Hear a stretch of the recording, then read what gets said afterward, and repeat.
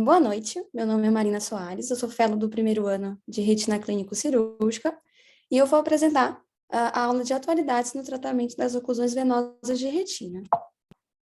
Ixi, tá passando aí, não? Não, põe pro ladinho.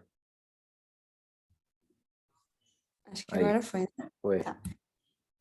Bom, então, primeiro sobre algumas considerações iniciais. Então, as oclusões venosas são a segunda principal doença vascular da retina, ficando atrás apenas da retinopatia diabética. E ela é classificada em tipos de acordo com base no local da obstrução. Então, quando a obstrução acontece ao nível da lâmina crivosa na veia central da retina, a gente chama de oclusão de veia central da retina, né, que se caracteriza por uma hemorragia nos 4 quadrantes, um quadro muito mais exuberante e, portanto, de maior gravidade. Quando a oclusão acontece a nível de cruzamento arteriovenoso patológico, a gente tem a oclusão de ramo, né, sendo que apenas um setor da retina ele é acometido, né, o setor cuja aquela área é drenada. Vale ressaltar que 20% dos pacientes apresentam variação anatômica, uma bifurcação da veia central da retina, e quando a oclusão acontece num desses ramos, a gente vai ter uma oclusão de hemi-retina, em que 2 quadrantes da retina são acometidos. Vale ressaltar que antigamente a oclusão de hemi-retina ela era agrupada em vários estudos como uma oclusão de ramo, mas hoje a gente sabe que a fisiopatologia e o tratamento dela se assemelha muito mais, na verdade, a uma oclusão de uma veia central da retina. Então, em relação ao tratamento, não há tratamento específico para a oclusão venosa, né? O que a gente tem que fazer é orientar controle de comorbidades dos pacientes e investigar a suspeita de hipercoagulabilidade apenas em casos específicos. Então, naqueles pacientes menores de 50 anos, casos bilaterais ou recorrentes, ou aqueles pacientes que não têm fatores de risco. Caso contrário, o que a gente deve fazer é tratar as complicações.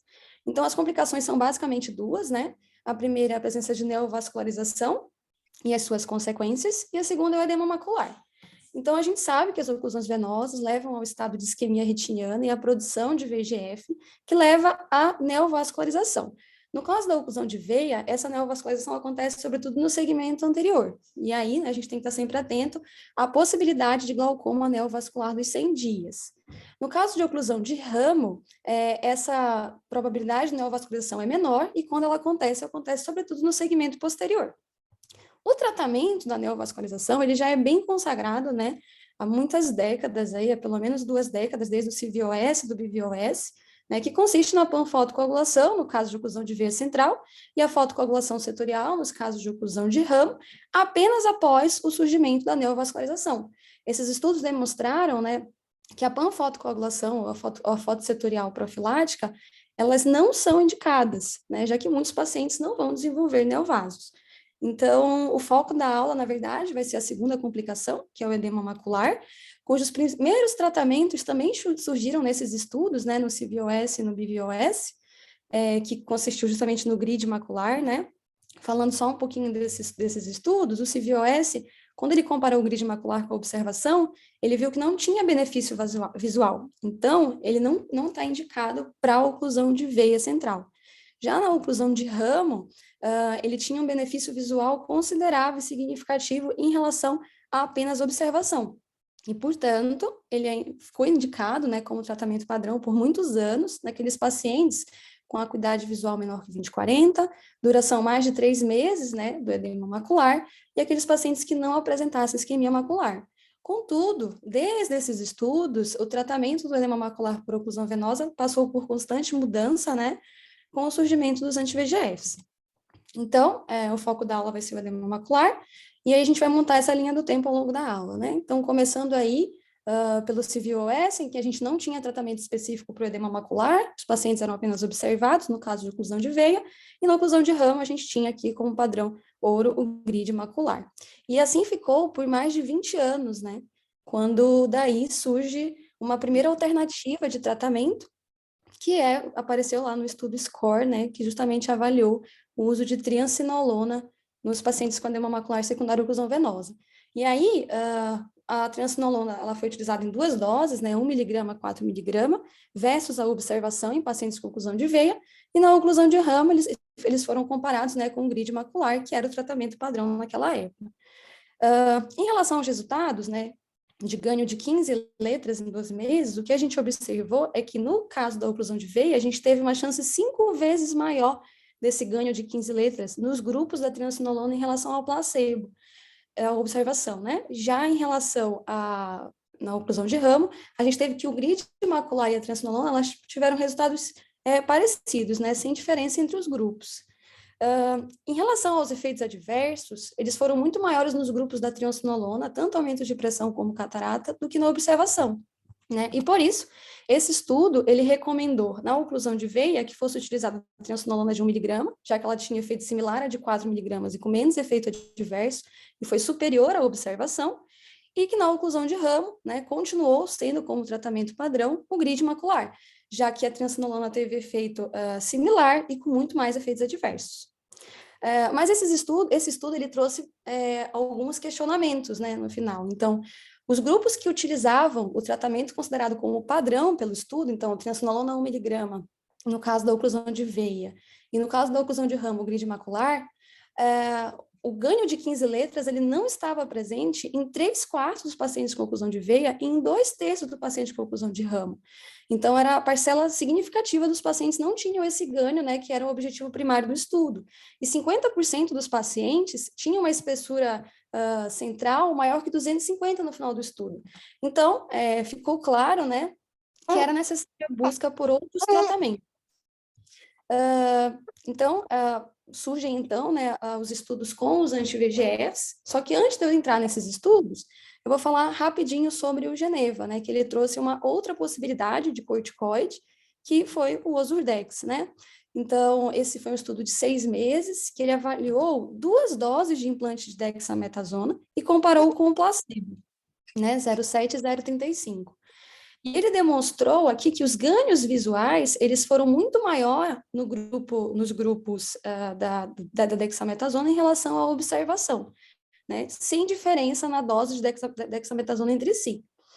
Em relação ao desenvolvimento de efeitos adversos, o aumento de pressão para níveis pressóricos maiores que 25 teve um pico com 2 meses de tratamento, né? Sendo significativamente maior do que o placebo. Mas, ao final do estudo, com 6 meses, não teve diferença significativa entre os grupos, demonstrando que esse aumento de pressão ele foi transitório. Já em relação ao desenvolvimento de catarata, não teve diferença significativa entre os grupos, mas vale ressaltar, né, que foi um estudo de 6 meses. Então, pode não ter sido tempo suficiente para detectar esse efeito na formação de catarata. De todo jeito, né, o implante da dexametasona ele ficou com uma possibilidade, né, com um perfil de segurança melhor do que a triamcinolona para esses pacientes, né? E aí, partindo então para os anti-VEGFs, o primeiro anti-VEGF a ser utilizado na oclusão foi o ranibizumab. O ranibizumab, 2 estudos, né, irmãos, avaliaram a eficácia e a segurança do ranibizumab na dermatite, foi o Cruz e o Bravo. Espera só um pouquinho, Alícia, espera só um pouquinho. Ô, Alícia, vê se você consegue ativar o mudo aí. Acho que é o seu que tá aberto, seu microfone. Pronto. Pode começar de novo, Marina. Tá. Então, aqui voltando, né? Então, partindo agora para o ranibizumab, ele foi o primeiro anti-VEGF a ser avaliado nas oclusões venosas. Então, a gente teve 2 estudos irmãos aí muito parecidos, o Cruz e o Bravo, né? O Cruz realizado na oclusão de veia central e o Bravo na oclusão de ramo. E esses estudos, ele foi assim, nos primeiros 6 meses, ele comparou 2 doses de ranibizumab, 0,3 e 0,5 com placebo, e nos 6 meses seguintes, todos os pacientes passavam para ranibizumab em PRN mensal, inclusive os pacientes do grupo placebo. No braço da oclusão de ramo, os pacientes podiam realizar grid macular de resgate, né, que era o tratamento padrão lá naquela época. Vale ressaltar que nos critérios de inclusão, esses estudos não incluíram pacientes com DPAR, ou seja, eles não incluíram aqueles pacientes com maior dano isquêmico, né, que tem um teórico potencial visual menor. Em relação aos resultados, né, em relação primeiro aos efeitos adversos, o ranibizumab ele foi considerado seguro e bem tolerado, né, sem novos eventos. E em relação aos resultados anatômicos e visuais, a gente observou, né, que nos primeiros 6 meses, as 2 doses de ranibizumab, elas foram superiores ao placebo, né, tanto em relação à acuidade visual, né, ganho de letras aqui no Cruz e no Bravo, quanto em relação à redução da espessura retiniana, né? E esse efeito ele já surgiu com 7 dias de tratamento, né? A gente já vê que com 7 dias foi um efeito bem rápido do ranibizumab. Os 6 meses seguintes, eles serviram para avaliar duas coisas. Primeiro, era se os ganhos obtidos com o ranibizumab mensal, eles eram mantidos quando os pacientes passavam para o esquema pró-Renata. E a resposta, né, com avaliação mensal, e a resposta foi que sim, os ganhos eles continuaram estáveis, tanto de acuidade visual quanto de espessura retiniana. E o outro questionamento era se o atraso no início de tratamento de 6 meses, ele permite que o grupo controle alcance resultados semelhantes. E o benefício anatômico, ele alcançou, né? Ele considerou, chegou em níveis similares de espessura retiniana.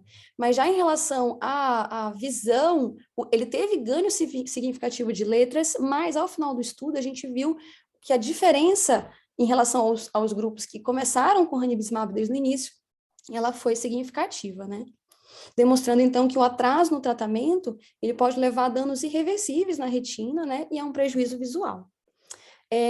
E aí, 2 estudos acompanharam esses pacientes do Bravo e do Cruze, o Horizon por 12 meses e o Retain por mais 24, né? Para avaliar a eficácia a longo prazo. Então, o Horizon, ele avaliou esses pacientes trimestralmente e eles administravam ranibizumab se necessário.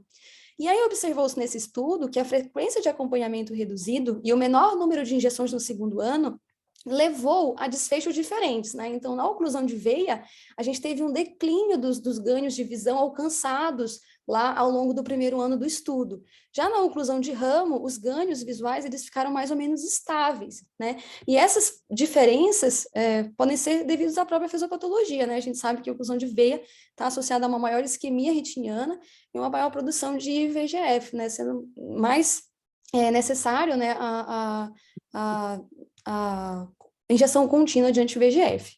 Outro fator que pode ter levado a essa diferença é que os pacientes com oclusão de ramo, muitos deles, durante o Bravo, receberam tratamento adjuvante com laser, né, com grid macular. No Retain, esses pacientes foram avaliados no primeiro ano com avaliação mensal, no segundo ano eles eram avaliados a cada 3 meses, e aí o ranibizumab era aplicado conforme a necessidade. E os resultados foram muito parecidos com o Horizon. Então, na oclusão de ramo, os pacientes, eles tinham excelente resultado visual ao longo desses 3 anos, né? 80% tinham acuidade visual mais do que 20/40, sendo que metade não precisava de injeção nos últimos 6 meses, o edema estava resolvido, e a outra metade precisava de injeções ocasionais. Já os pacientes com oclusão de veia central, 44% tinha resolução do edema e bom resultado visual, mas 56%, ou seja, a maioria dos pacientes, precisavam de injeções frequentes para o controle do edema e tinham baixo potencial visual. Daí a gente parte, então, para a próxima droga que foi avaliada na oclusão, que foi o aflibercept. E aí, falando primeiro dos estudos da oclusão de veia central da retina, a gente tem o Copérnicus e o Galileu, né, que são 2 estudos que foram realizados, o Copérnicus nos Estados Unidos, o Galileu na Europa e na Ásia, mas ambos visavam avaliar a eficácia e segurança do aflibercept. Diferente dos estudos do ranibizumab, aqui no aflibercept, os pacientes com DPAR, eles foram incluídos, né? Então, são pacientes que têm um maior dano isquêmico, né? Em relação aos efeitos adversos, nada novo observado em relação ao que já era observado pelo aflibercept em relação aos outros estudos, então foi uma droga bem tolerada. E aí eu vou falar separadamente dos resultados do Copérnicus e do Galileu, porque eles tiveram alguma diferença no desenho do estudo. Então, no Copérnicus, nas primeiras 24 semanas, né, primeiros 6 meses, eles fizeram a aflibercept mensal num grupo versus o placebo, para ver se o aflibercept era superior ao placebo. E o que a gente observa é que, em relação à redução de espessura retiniana, ele foi superior, ganho de 15 letras superior, e o ganho de letras, ao final de 6 meses, ele também foi bem superior em relação ao placebo, né? Na segunda fase do estudo, né, que são os 6 meses seguintes, todos os pacientes recebiam aflibercept pró-Renata, muito parecido com o que foi feito lá no Cruz, né? E aí, os pacientes eram avaliados mensalmente, e com isso eles queriam saber se os ganhos obtidos com a aflibercept mensal eram mantidos no esquema PRN, e isso foi observado, né, os ganhos tanto de 15 letras, aqui de espessura, de ganho de letras ao final de 52 semanas, mantidos. E eles queriam saber em relação ao atraso no tratamento, né? Então, se os pacientes que começavam o tratamento aí com 6 meses com a aflibercept, eles alcançavam, e o que a gente vê foi muito parecido com o cruze, né? A anatomia chegou lá em resultados semelhantes, mas resultado visual continuou significativamente diferente. Entre 52 e 100 semanas, ou seja, ao longo do segundo ano do estudo, todos os pacientes começavam a utilizar Rani Prorenata com avaliação trimestral. E aí eles queriam observar se o alongamento do intervalo de tratamento mantinha os ganhos visuais. E o que a gente observou é que nos 2 grupos teve um pequeno declínio, né, da visão, sugerindo que os pacientes eles precisam de uma monitorização maior, né, e um tratamento individualizado. No Galileu, então foi um estudo bastante parecido, né? Mas diferiu apenas numa coisa. Nas primeiras 24 semanas, foi igual, a aflibercept mensal ou o controle, né? E aí ele observou que o aflibercept foi superior ao controle. Nos 6 meses consecutivos, o grupo aflibercept passou para o esquema PRN mensal, mas o grupo controle, ele continuou recebendo apenas placebo, né? Então, aqui houve um atraso no início de tratamento, não de 6 meses, mas sim de 1 ano. Né? E o que eles observaram é que esse atraso no tratamento, mais uma vez, né, agora ao longo de 1 ano, ele não prejudicou a anatomia, mas ele prejudicou aqui o ganho visual dos pacientes. Na oclusão de ramo, o estudo que avaliou a aflibercept foi o Vibrant, né? Então, o Vibrant, ele, na verdade, nas primeiras 6 semanas, nos primeiros 6 meses, ele comparou o aflibercept mensal fixo com o grid macular, que era considerado o tratamento padrão, né, por muitos anos. E nos 6 meses consecutivos, os pacientes passavam de esquema mensal para bimensal, né, então a cada 8 semanas, e usavam grid macular de resgate se necessário, e os pacientes do grid macular, eles usavam aflibercept de resgate se necessário. E mais uma vez, né, assim como os estudos do aflibercept na oclusão de veia central, aqui na oclusão de ramo, eles também incluíram as formas isquêmicas, diferentes do Bravo, né? Então, falando um pouco dos resultados, quando a gente compara o aflibercept com o grid macular, a gente observa que ele foi superior, né, em relação à diminuição na espessura retiniana, em relação a ganho de 15 letras, e em relação ao ganho de letras ao final de 6 meses, né? E aí, nos 6 meses posteriores, quando os pacientes do grid macular, eles podiam fazer aflibercept de resgate, e 80,7% dos pacientes fizeram, eles observaram uma melhora anatômica e uma melhora visual muito importante, né? Apesar de, no final do estudo, ainda ser inferior àqueles pacientes que usavam aflibercept desde o início, né? Destacando aí a superioridade dos anti-VEGFs no tratamento. E aí, passando então para o próximo anti-VEGF, bevacizumab, um estudo muito importante, né, que avaliou o bevacizumab na oclusão de veia foi o SCORE-2, né? Foi um estudo de 12 meses, que avaliou a não inferioridade do bevacizumab em relação ao aflibercept. Nas primeiras 24 semanas, o bevacizumab ele foi comparado, né, com aflibercept, 2 miligramas, e aí, ao final desses 6 meses, os pacientes eram divididos entre aqueles que tinham boa resposta e os pacientes que tinham resposta ruim. Os pacientes que tinham boa resposta, eles mantinham a droga em uso e eles eram randomizados novamente, dessa vez com um esquema mensal ou com esquema tratar e estender com máximo de intervalo de 10 semanas. Já os pacientes com resposta ruim, eles faziam switch de tratamento. Então, resposta ruim ao beva passava para aflibercept, resposta ruim ao aflibercept passava para implante de dexametasona. O que a gente observou nos primeiros 6 meses, né, 24 semanas do estudo, é que em relação à acuidade visual corrigida, o beva ele não foi inferior ao aflibercept, teve um ganho de letras similar ao aflibercept e comparável com vários outros estudos, então com ranibizumab no cruze, com outros estudos que avaliaram o aflibercept, né?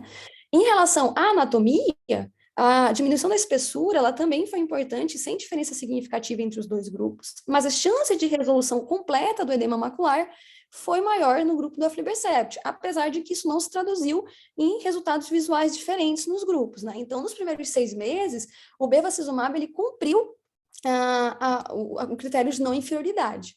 Nos 12 meses seguintes, nos 6 meses seguintes, né, o resultado de 12 meses, então, ele foi dividido.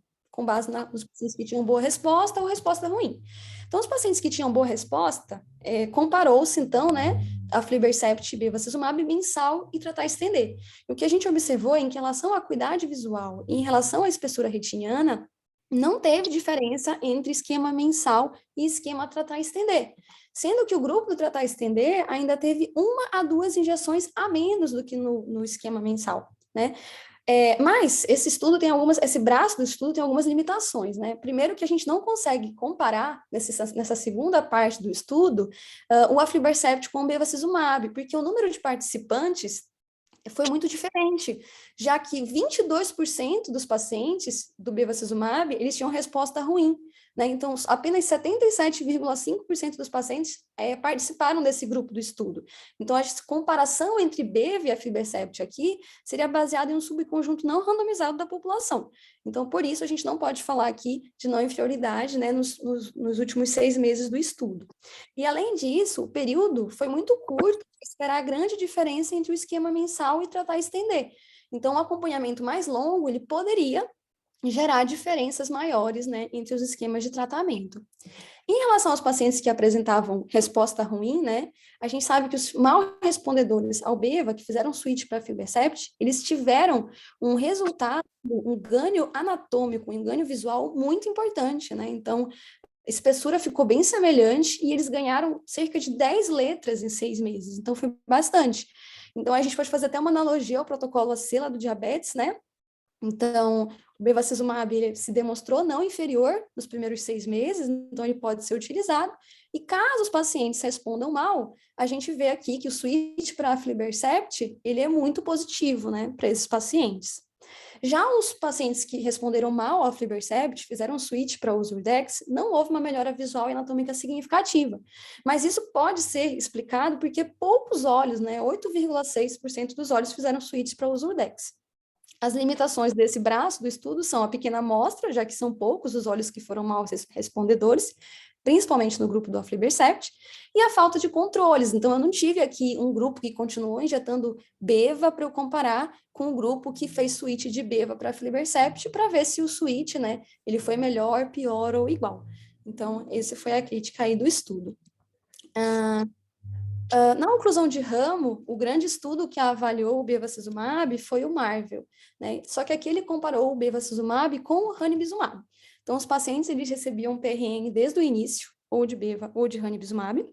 Nas primeiras 24 semanas, a avaliação era mensal, e nas de 24 a 48 semanas, a avaliação bimensal, né? A cada 2 meses. Laser de resgate, né, grid macular, era possível nos 2 braços de tratamento se os pacientes tivessem um desfecho ruim, né, em 12 semanas. E aí os resultados do estudo são que com 6 meses, o ganho visual foi significativo, né, tanto no ranibizumab quanto no bevacizumab, e foi similar a outros estudos, né, que abordaram a oclusão de ramo, como Bravo, como Vibrant. Só que aqui, o intervalo de confiança, ele foi muito amplo, né? E ele incluiu a diferença de 5 letras aceitável. Então, por isso, o bevacizumab ele não foi considerado não inferior ao ranibizumab, né? O número de injeções ele foi similar por paciente e a necessidade de laser macular de resgate, né, na 12ª semana, também foi similar entre os grupos. Em 12 meses, esses ganhos visuais eles eram mantidos, né, quando os pacientes eram avaliados a cada 2 meses, mas a não inferioridade do beva ainda não pôde ser demonstrada. O número de injeções diminuiu, mas o número de laser macular de resgate aumentou nesses pacientes, né? Demonstrando que o bevacizumab ele pode não ser tão positivo, né, na oclusão de ramo.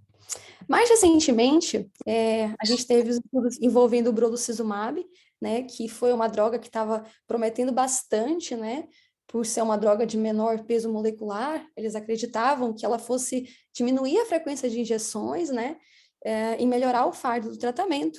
E aí, 2 foram os estudos, né, que avaliaram o brolucizumab na oclusão de veia, né.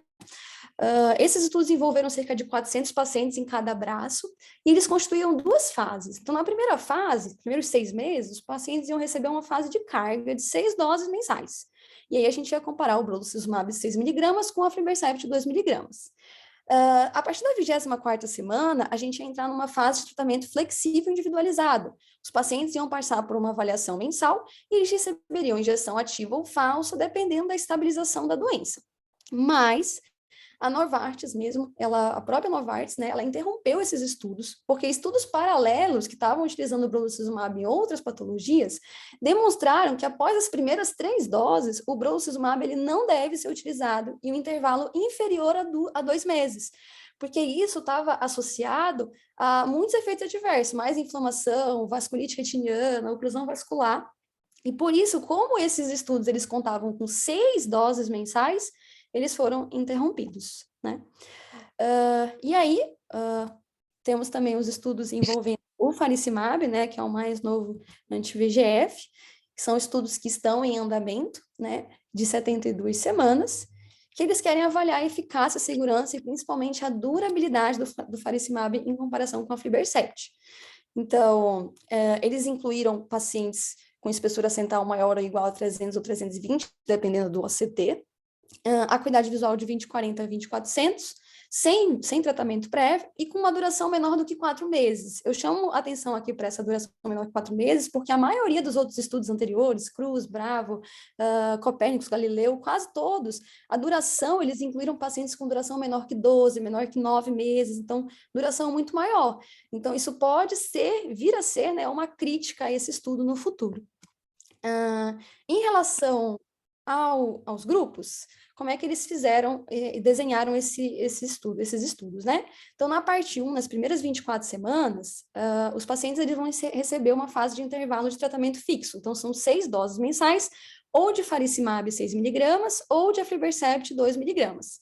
Né? Em 24 semanas, a gente tem o desfecho primário, e a partir da 24ª semana, os pacientes eles vão receber todos faricimab 6 miligramas em um intervalo de tratamento individualizado, né? O PTI, similar ao que foi feito lá no edema macular diabético. Então, com base na atividade da doença, os pacientes recebem ou não injeção, podendo receber com intervalo mínimo de 4 e máximo de 16 semanas. Né? Com um detalhe, os pacientes que piorarem após a extensão do intervalo, eles não podem estender novamente o intervalo até esse ponto. Então, por exemplo, se o paciente ele foi estendido para 16 semanas e teve uma piora, ele não pode mais ser estendido para 16, ele vai ter que ficar pelo menos até 12 semanas, tá? Então, ele não pode voltar para 16. E aí, em meados do ano passado, saiu o desfecho primário desses estudos, né, de 24 semanas, e o que a gente observou, né, é que, em relação ao ganho visual, o faricimab ele foi não inferior ao aflibercept, né, em ganho de letras, tanto na oclusão de veia quanto na oclusão de ramo, né, uma diferença muito pequena de letras. Em relação à melhora anatômica, a resposta ela foi muito rápida, né, e robusta, sendo observada já aqui com 4 semanas de tratamento nos 2 grupos, né, e não teve diferença entre as drogas lá em 24 semanas, mas os pacientes que usavam faricimab, na angiografia, eles tinham mais ausência de vazamento vascular do que no grupo aflibercept, né? Então, eles tinham esse benefício aí, né, anatômico em relação aos pacientes com aflibercept. Em relação aos eventos adversos, né, diferente do brolo, o faricimab ele foi bem tolerado e com perfil de segurança semelhante ao aflibercept. E aí, está em andamento, né, a fase 2 do estudo, que vai justamente avaliar, por braço de tratamento, a proporção de pacientes que atingiu o intervalo de 4, 8, 12, 16 semanas, a melhora de acuidade visual, espessura retiniana e os ganhos ou perdas de visão, né? E a data prevista para a conclusão do estudo é agora, em meados desse ano, né? Eu fui até ver se já não tinha saído, mas ainda não foi liberado, mas logo mais a gente vai ter os dados, né, sobre o faricimab na oclusão de veia. E aí, para terminar o último estudo aí, a gente tem um estudo que também está em andamento, que está abordando o aflibercept em altas doses na oclusão de veia. A gente sabe que o aflibercept de 8 miligramas, ele tem apresentado resultados positivos, né, no diabetes, na DMRI, e aí por isso foi traçado um estudo para avaliar o aflibercept aqui na oclusão venosa. E o objetivo é estender os intervalos de tratamento, possibilitando uma menor frequência nas injeções. Então, é um estudo que vai ter critérios de inclusão iguais lá aos do faricimab, né? Também vão incluir apenas pacientes com duração menor de 4 meses do edema, vai ter uma duração de 64 semanas e os pacientes eles vão ser randomizados, né, para aflibercept 2 miligramas, que é a dose padrão, ou aflibercept 8 miligramas, vão receber as doses mensais iniciais, e depois eles vão entrar naquele intervalo de tratamento prolongado, né, ajustados com base na resposta ao tratamento. E aí, para fechar a aula, né, eu vou tentar sintetizar o tratamento das oclusões em três perguntas, né? Então, primeiro, qual anti-VEGF usar no tratamento do edema macular secundário a oclusões venosas? Então, a gente sabe que a gente tem duas opções aprovadas, né? E uma opção que a gente usa muito como off-label devido ao custo-benefício. E as três opções, Rani, aflibercept e bevacizumab, eles têm ganho de letras nos estudos em 6 meses semelhante, né? Como a gente consegue observar. Mas é muito difícil a gente comparar essas drogas dessa forma, porque a gente está abordando estudos diferentes, com critérios de inclusão diferentes, com características basais dos participantes do estudo diferentes. Então, por exemplo, tem estudos que colocaram pacientes que tinham forma isquêmica, tem estudo que não colocou, ou colocou menos.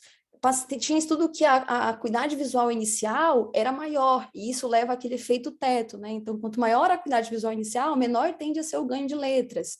Ou então, tempo médio de diagnóstico, né? Alguns estudos, a gente sabe que a oclusão, o edema a menos de 2, 3 meses, ele tem um efeito, né? Um prognóstico melhor do que aqueles edemas com tempo maior. E aí, eu trago esse estudo, o livro, que ele foi um estudo que comparou esses três anti-VEGFs, né? Muito parecido com o que a gente tem lá no protocolo T do diabetes, né? Fazendo uma analogia. Então, aqui, os pacientes fizeram 4 doses mensais e depois eles faziam um PRN, com visita mensal ou bimensal, dependendo da resposta. E o que eles viram no resultado de 100 semanas foi que, em relação ao ganho visual, o aflibercept ele foi não inferior ao ranibizumab, mas também não foi superior. Então, são drogas equivalentes no tratamento das oclusões venosas. Já o bevacizumab, ele não foi não inferior ao ranibizumab, então o intervalo de confiança foi muito amplo, né? E por isso, ele pode ser pior ou não. Então, o bevacizumab é considerado uma droga inferior, né? Apesar de ser muito útil pelo custo-benefício. Em relação à anatomia, a alteração média da espessura de retiniana, ela não teve diferença significativa, né? Apesar de que a gente sabe que o aflibercept, ele teve um benefício, né, aí, porque mais pacientes do grupo aflibercept tinham espessura retiniana menor do que 320 ao final do estudo, né? Então, considerando então, que o aflibercept ele pode ter, sim, um benefício anatômico em relação às outras drogas. A segunda pergunta quantas injeções na fase de carga, né, no loading dose, esses pacientes devem receber. A gente viu nos estudos que a maioria deles utilizou 6 injeções mensais, né? Cruz, Bravo, Copérnicos, Galileu, a maioria. São 6 injeções, inclusive os mais recentes, né, com faricimab, estão utilizando 6 injeções. Só que existe um estudo, que foi o Cristal, que avaliou o uso do ranibizumab nas oclusões venosas, e ele observou, nesse estudo, ele individualizou o loading dose. Então, ele fez loading dose com base na estabilização da acuidade visual dos pacientes. E nesse estudo, 1/3 dos pacientes tinham acuidade visual apenas após 3 injeções mensais, né? Então, apenas 9% precisou de 6 injeções. Então, a recomendação é que a gente use, né, individualize, né, o loading dose, com base na estabilização da acuidade visual dos pacientes. Nem sempre são necessários 6 injeções, né? E a última pergunta é qual o regime de tratamento e que frequência de avaliação esses pacientes devem ser avaliados. Então, a gente sabe que o esquema mensal fixo, que é realizado, né, na primeira parte dos estudos, ele é eficaz, mas ele é muito caro, então ele é inviável na prática clínica. O tratar e estender, ele foi muito bem avaliado no SCORE 2, né, que foi aquele estudo que comparou o bevacizumab com a aflibercept. E a gente viu que não teve diferença no esquema tratar e estender em relação ao mensal. E o tratar e estender, ele possibilitou menos injeções, né? Mas aqui a gente chama atenção, né, para a limitação desse estudo, que foi o acompanhamento apenas por 6 meses desses pacientes, né, o que pode não ter refletido diferenças entre os esquemas de tratamento.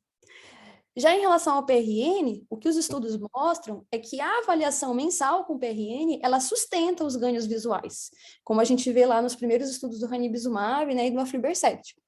Agora, no segundo ano, a adoção de pró-renata com avaliação a cada 8 semanas ou a cada 12 semanas não sustenta o ganho, né? E aí a gente tem um grande desafio agora no tratamento das oclusões, que é justamente a necessidade de tratamentos mais eficazes e duradouros, que reduzam a frequência das injeções e a carga no tratamento, sem que haja comprometimento visual, né? E aí esse é o desafio das novas drogas. E aí, quem sabe, né? se o aflibercept em altas doses vai conseguir diminuir o fardo do tratamento, número de injeções e visitas, ou de repente, né, o faricimab, que promete aí, né, pelo efeito, além de inibir o anti-VEGF, ele, né, como tem outro alvo, de repente ele possa também ajudar nesse sentido, né? E aí são coisas que a gente vai ver aí mais para frente nos próximos capítulos. E é isso, obrigada.